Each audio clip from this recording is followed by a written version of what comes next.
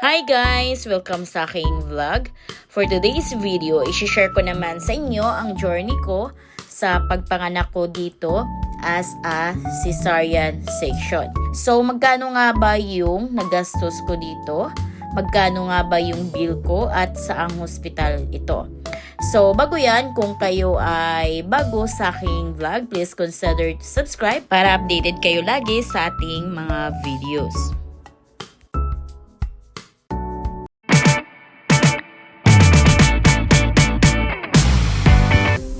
So, nanganak ako guys sa may Santana Maternity and Children's Hospital sa may Antipolo City.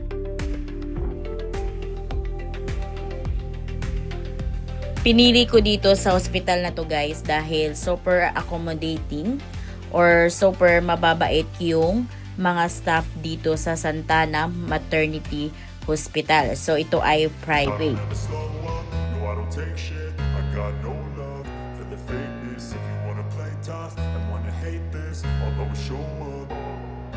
I don't ever slow up, no I don't take shit. I got no love for the fakeness. If you wanna play tough and wanna hate this,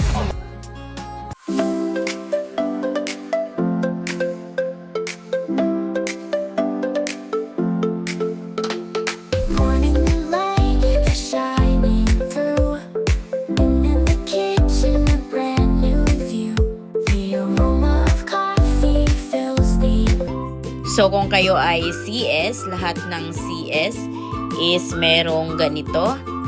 May gift box sila na ibibigay. So, kung kayo naman is normal, so meron din pero hindi ganito.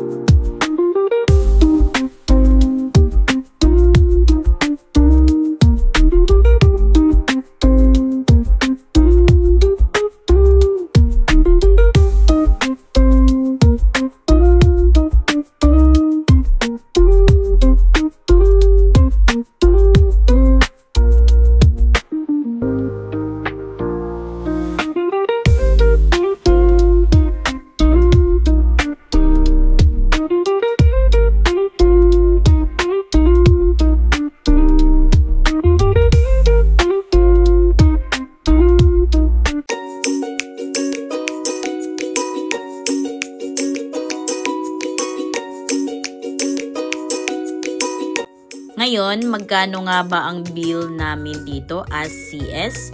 So, sa akin guys is 82,000 pesos kasama na yung bill dyan kay baby. So, total na ng bali guys, yung 82,000 pesos is mommy and baby bill na yan. Pinagsamang bills na ng asaming dalawa.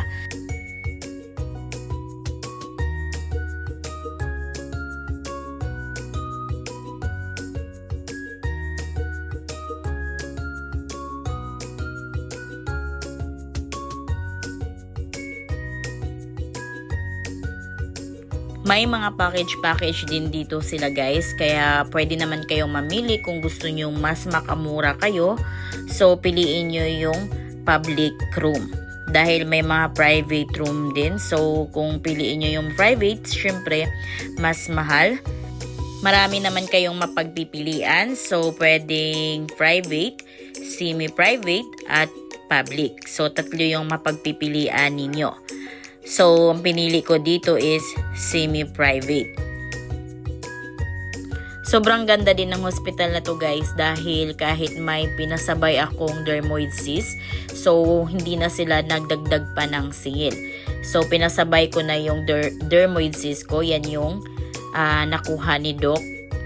So, nag-inquire na ako sa ibang hospital guys. May dagdag singil talaga sa dermoid cyst or kung anong mang cyst na ipapasabay ninyo is may dagdag singil. So, sa ibang hospital na napagtanungan ko, napag-inquirean ko, so may additional 35,000 pesos.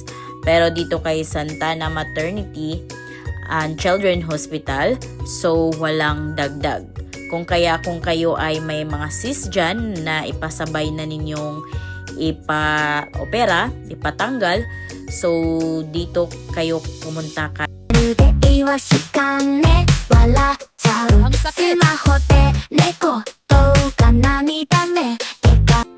Grabe talaga yung CS guys, sobrang sakit talaga pero wala tayong magagawa dahil it's a process, and then worth it naman pag nakita na natin si baby natin.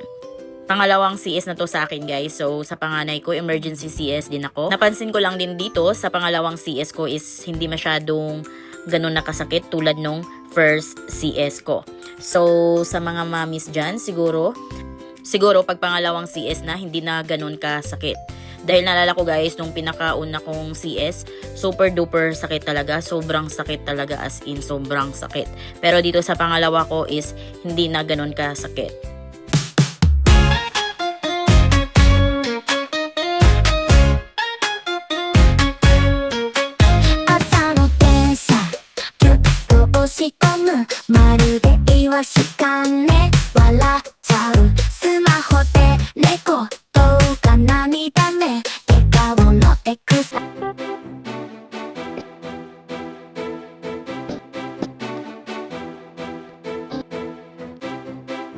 Doon pala sa 82,000 pesos mahigit na bill guys. So bawas na yung PhilHealth doon. So linis na yung 82,000 plus.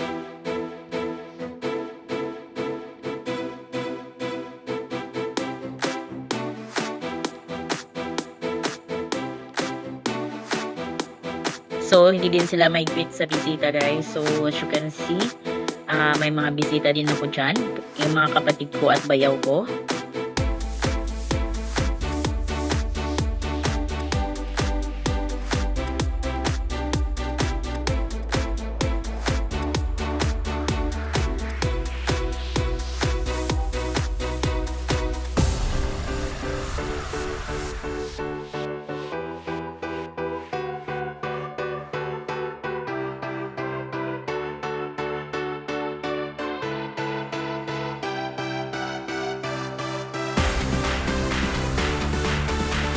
Para naman sa PhilHealth requirements guys, para makabawas kayo sa bill, so magdala lamang kayo ng PhilHealth ID nyo or kaya yung MDR nyo. Para naman sa mga birth certificate ni baby, so magdala din kayo both partners, so ID ng asawa ninyo at ID mo, at dapat may photocopy kayo. Then may babayaran din kayong 250 pesos guys for the process ng inyong birth certificate ni baby. So 200 pesos only for the birth certificate ni baby. So pag CS pala kayo guys, so kailangan dala nyo na din yung inyong mga ultrasound or mga check-up na mga pinapagawa ng OB ninyo. Dalhin nyo na rin lahat dahil pagdating nyo sa ER, i-check yan or hahanapin yan. So pinaka-important pala guys na dapat nyong malaman is kung ano yung magandang cut pag sini-S kayo. So pwede kayong mag-request sa inyong doktor kung anong gusto nyong cut. So kung gusto nyo ba pa vertical or pa horizontal yung CS cut niyo. So sa akin, pinili ko talaga dati sa first na CS ko is dapat naka-horizontal para hindi ganun kasakit. So kung pipiliin nyo is yung pa bikini cut, pa vertical cut, so sobrang sakit talaga nun. So yung sakit ng bikini cut guys is 100%. So sa kapatid ko kasi is CS din siya. Yung vertical cut sa kanya is sobrang sakit talaga. So yun din ang sabi ng doktor sa akin na ang mas masakit is yung vertical cut. So kung gusto nyo hindi ganun kasakit, so piliin nyo na lang yung horizontal cut. Mostly guys, yung mga pumipili sa bikini cut is yung mga artista o kaya nagmo-model or kaya yung mga nagsiswimming talaga na nakabikini yung suot nila. So yun yung mga pumipili ng vertical cut.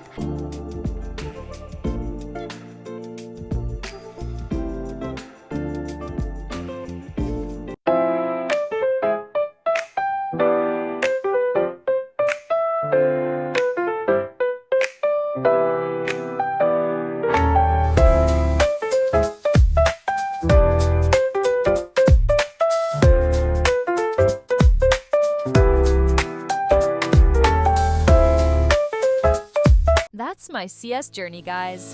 Thank you so much for watching. Kung may mga tanong kayo, comment lang kayo dyan sa comment section at sasagutin ko lahat ng katanungan nyo.